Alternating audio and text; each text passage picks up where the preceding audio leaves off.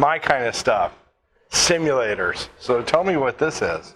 So this is our fully reconfigurable engineering simulator that we use in our instructional model. Now remember, we start everything in the classroom, and then before we get into an aircraft, we'll come into the sim.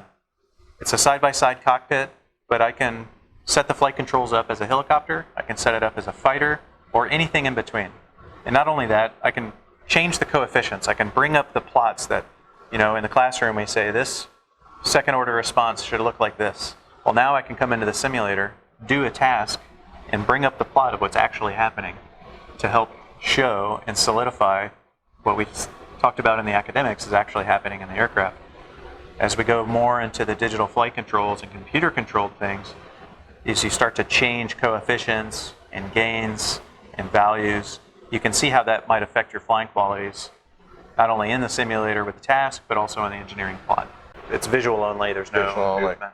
That's amazing. We're currently working on an upgrade, but most of this coding is done through MATLAB. It's done with people that are on the staff here that are helping figure out where do I change the coefficients and how do I make that user interface so that the students can come in and get effective learning done.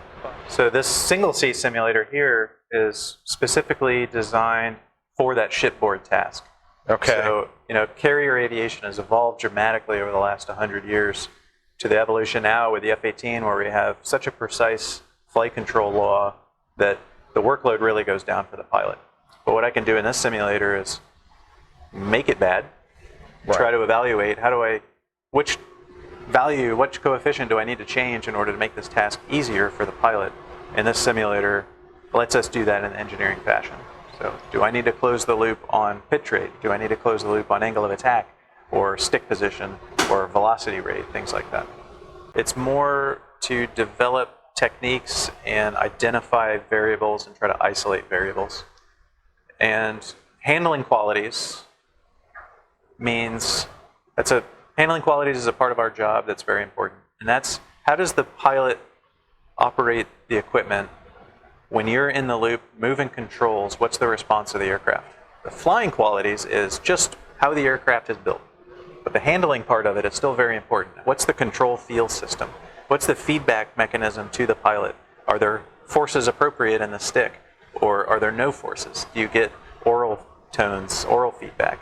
Is it just positional feedback? Is there a blinking light on the display?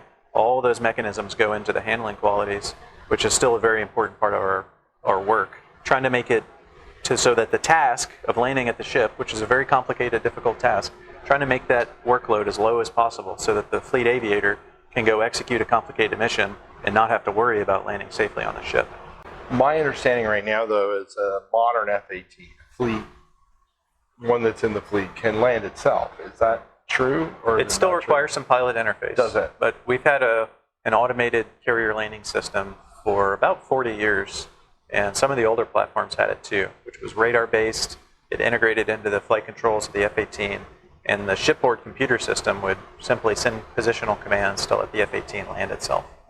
And the flight control law modes we have now in the F-18 really make the task easier in that instead of a traditional airplane where you pull back on the stick and you increase angle of attack, the F-18 logic is I pull back on the stick and I shallow my glide path. So the attitude of the airplane never changes, and the airplane just moves smoothly at the correct geometry, the correct angle of attack in relation to the ship. So that pitch task the has nose just up gotten a lot and let the easier. airplane basically Once you're fall trimmed through the up, air where it needs to go. Once you're trimmed up, the airplane's on a stabilized glide path, and any changes that you put in, that feedback mechanism is now much simpler from the pilot perspective, much more difficult on the computing and feedback loop perspective.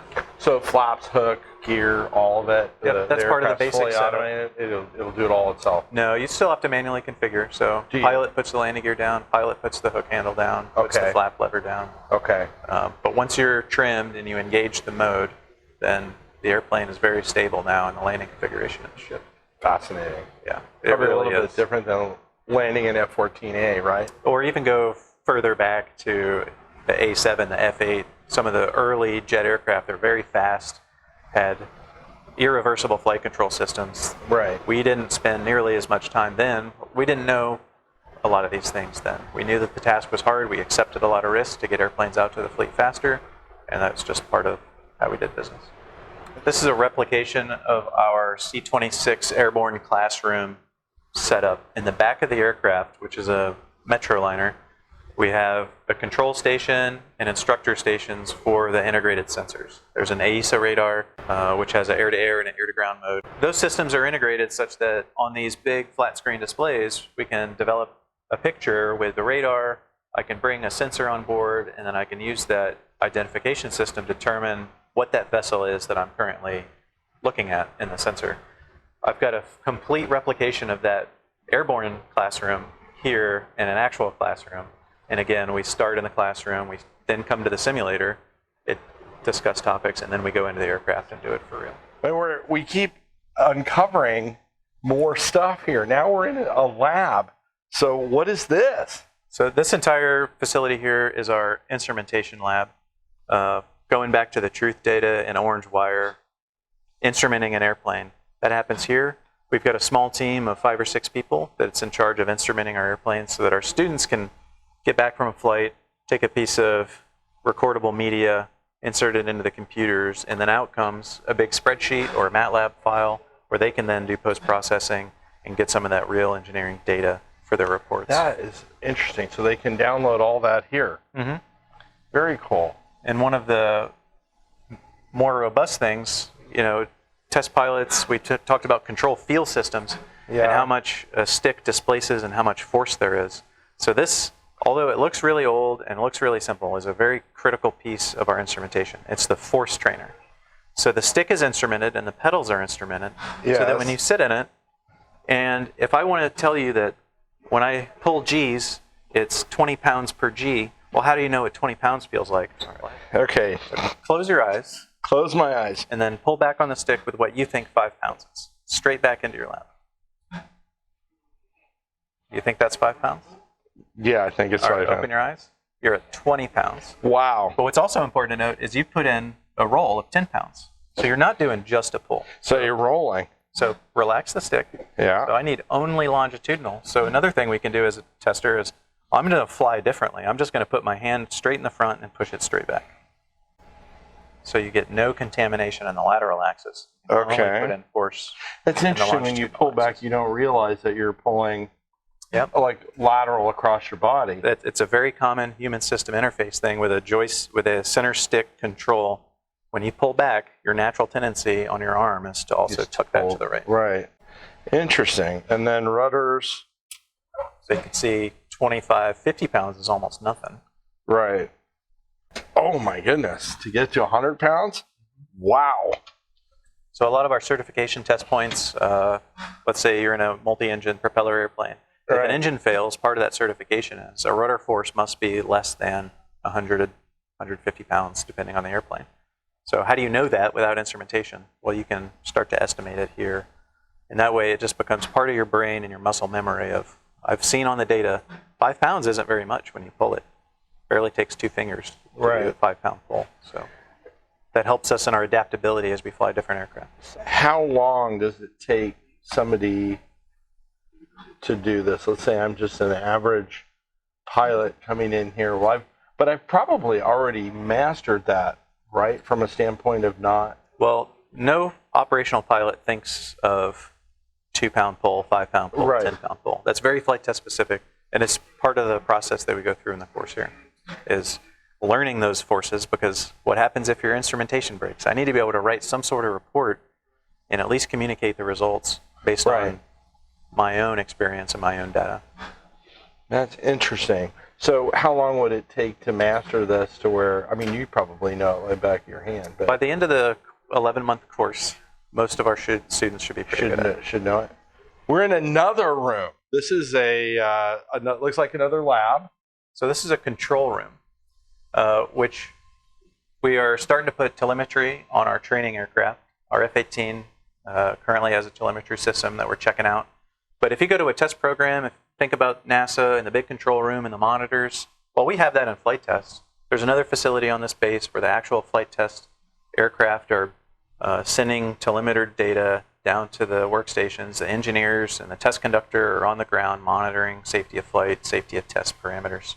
We now are developing that capability in the schoolhouse so that it's reps and sets on learning, and start in the classroom, go to the simulator, go to the aircraft, see an aircraft do it, and then go do it in an aircraft again. Wow. So this just adds to our learning options on being able to bring up the displays. Like all these screens are black now, but they'll be full of strip charts of aircraft data, control positions, airspeed, altitude, gyro status, accelerations, and all three axes. All those parameters can get displayed and be monitored.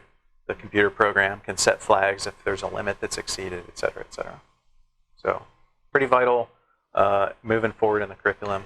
And all the aircraft at some point will eventually have that, even we talked about the round engine airplanes. We probably won't do those just for complexity of computing systems. Right. But in airplanes like the F-18 or even the T-6, where they're largely computer driven already, all our instrumentation folks need to do, I'm very simplifying this greatly, but all they need to do is tap into the existing data stream and then convert it into a signal and broadcast it outside of the airplane. I could see where this would be tremendously helpful. Especially to students who are just starting and wanting to kind of see what you're going to do with the airplane. And remember that part of our learning environment is learning how to be comfortable being uncomfortable. In the F-18 Super Hornet, we do the departure flight where we'll do tail slides at 40,000 feet and intentionally lose control of the airplane. That's a very difficult environment to be on top of everything in the airplane. But when I can send that down to this control station, 0 knots, 0 altitude, then I can get the pilots and the engineers in this control room to see, oh, look, do you see how that flight control surface is doing this and this flight control surface is doing that? How the engines are completely stable, that kind of thing. We'll get Greg to throw up a graphic with a jet and a tail slide. I'm sure we can find one. But in an F-18, I don't know that I've ever seen that. We record all of those flights, and we've got a 3D system. It'll play it back. It'll show you exactly what's happening in the aircraft. We just don't have it real time yet. But one of the things we were talking about offline is on the flight control system on that. The flight control system at that point is always trying to get you back into whatever flight envelope the airplane wants you to be in that's safe, right? Yeah, if you get the Super Hornet into an out of control scenario and you release the controls, the aircraft will actively try to fix itself. That's amazing. It's impressive. Well, this is again just amazing and such cool behind the scenes stuff. How are you using this now? So we currently have our first Super Hornet with the telemetry system going through its checkout phase, and we hope to get it integrated into the current class. It is the wave of the future where you'll just integrate all that. And all this is being done in the test squadrons for programs now, just bringing that into the schoolhouse and getting exposure to all these different aspects of flight test. It's all about teamwork. There's the test pilot just happens to be in the airplane. Test engineer may be in the airplane, may be running the console here, directing a team of people all behind the scenes. Nobody can do any of this by themselves. The last pillar that we teach here is communication. So you can go do all the test flights you want, but unless you do the debrief, get the data, and then put that into some form of communication to say there's a problem in this area or everything's good, like no decisions will get made. So you have to be able to communicate and report out.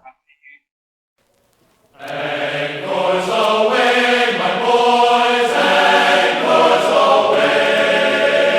Farewell to college joys, we sail at break of day. Through our last night on shore, drink to the foam, until we meet once more. Here's wishing you a happy voyage home.